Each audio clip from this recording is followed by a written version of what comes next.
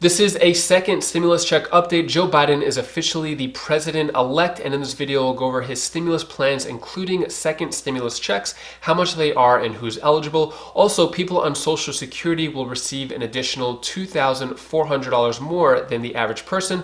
I'll give you all the details on that, including some other important stimulus updates. I hope you're having a great day so far. I took a few days off from stimulus updates. I just wanted to wait until the presidential election was over, which it is. So briefly, let's talk about the election, then we'll get into stimulus. So Joe Biden has 290 electoral votes. He needed 270 to win. President Trump, which is still technically the president until the end of the year, 214 electoral votes. Joe Biden, 75 million popular vote. President Trump, 70 million. In terms of the House and Senate, it looks like the Senate is going to maintain the majority for the Republicans as it was before, and the House is going to maintain majority for the Democrats as it was before, but this isn't completely official yet. They're still counting ballots. President Trump is saying that he won't concede and that he is taking some legal action in regards to the election. His personal lawyer, Rudolph Giuliani, said obviously he's not going to concede when at least 600,000 ballots are in question. So there was a lot of controversy over Philadelphia and Pennsylvania. Supposedly there was some fraud there. Rudolph Giuliani is saying that they could be from Mars as far as we're concerned, or they could be from Democratic National Committee. Joe Biden could have voted 50 times as far as we know. What it says to me is that it is a concerted effort of the Democrat Party. So this isn't going to be a peaceful exchange of power as of yet. President Trump said the observers were not, so when he talks about the observers, he's saying that in Pennsylvania, supposedly the people who observed the counting of the ballots were not there or saw some fraud. He said the observers were not allowed into the counting rooms. I won the election. I got 71 million legal votes. Bad things happened, which our observers were not allowed to see. Never happened before. Millions of mail-in ballots were sent to people who never asked for them. So also Twitter labeled this as disputed. So this claim right here by President Trump is still disputed and technically allegations, and it is going to court, supposedly Supreme Court as well. So what does this mean for the stimulus? So President Trump last said right before the election that he wants to send out stimulus checks immediately after the election. I guess this is assuming that he was elected. At this time, President Trump has other things on his plate in terms of the election, so it looks like he is not promoting or planning to do anything stimulus related anytime soon. So let me know down in the comments below, does President Trump have a chance of becoming president again, or is the election over and Joe Biden is officially the president? I'm curious about your thoughts down in the comments below. But President Trump didn't really have much power in regards to stimulus to begin with. Otherwise, he would have had an executive order to send out stimulus checks before the election.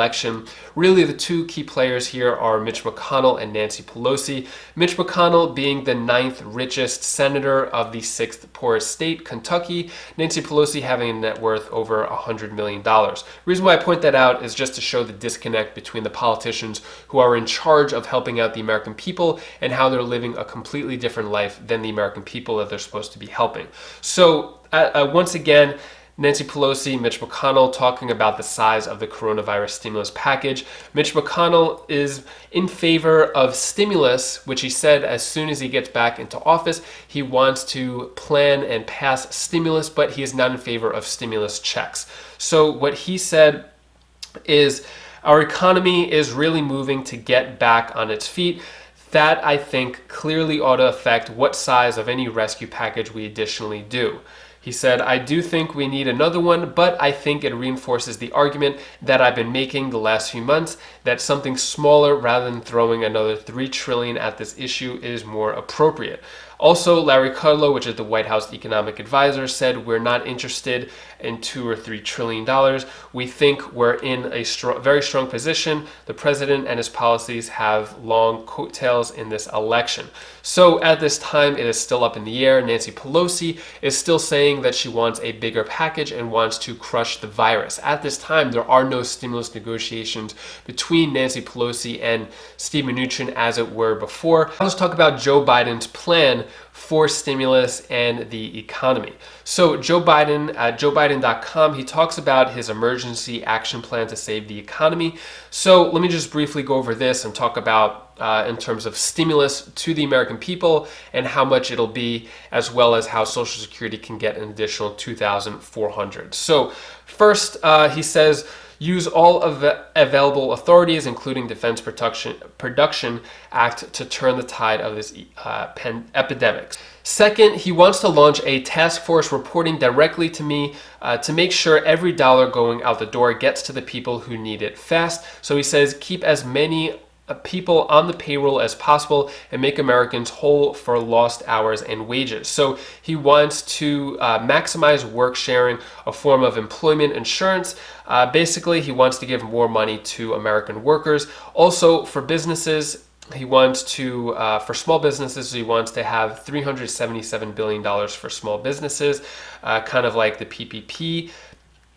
Then he wants to enforce real conditions and oversight on big corporations, basically saying for any money going to big corporations in the form of a bailout, he wants the money to go towards the workers and not towards enriching the CEOs and shareholders. So having more accountability there. But most importantly, let's talk about stimulus checks and money to the American people. So he said, third, bring the leaders of Congress together to build the next deal. So in terms of stimulus, he wants to give out $1,200 stimulus checks to working families through the crisis. More details, so that's what he says up here, provide more checks to families.